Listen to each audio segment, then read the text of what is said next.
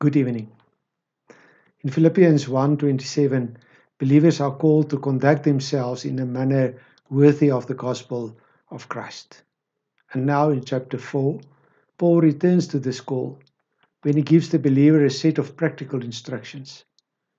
Although these commands apply to the daily life of every believer, they can be applied especially to the suffering and the opposition that the Philippians experienced as a result of the action of their unbelieving neighbors. The first assignment is in verse 4. Rejoice in the Lord always. I will say it again, rejoice. This is a command and also a testimony from Paul's life that we have encountered several times in this letter. It is a call to joy, not in myself or my own circumstances, but in the Lord and in the progress of the gospel. The following assignment is in verse 5. Let your gentleness be evident to all.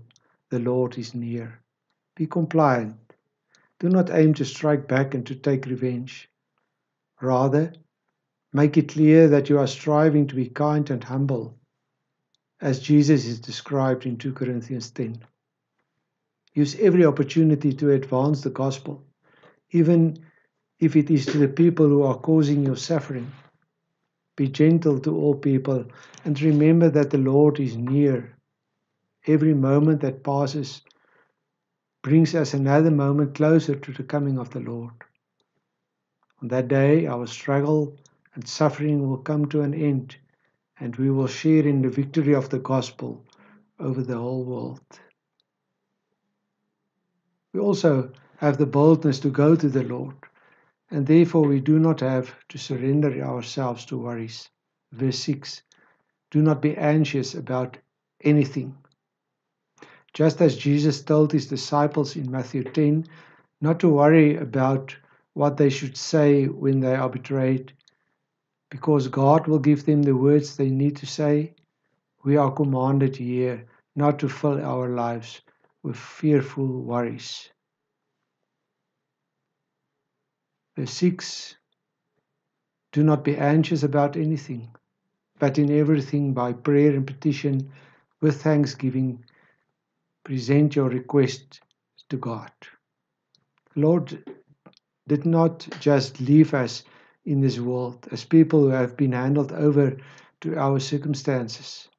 We live as people in whom He has already begun the good and in whom He will complete it. In this knowledge there is comfort to us. It is the Lord who is doing the good in us and in the world around us. It is He who has called us to work together in the proclamation of the gospel, and therefore He gives us the courage to present our requests through prayer and petition with thankfulness to Him. And if we so live in accordance with the gospel of Jesus Christ, the Lord promises that the peace of God, which transcends all understanding, will guard your hearts and your minds in Christ Jesus. Despite our suffering and opposition, we will experience the peace of God's presence, a peace that transcends all understanding. Good night.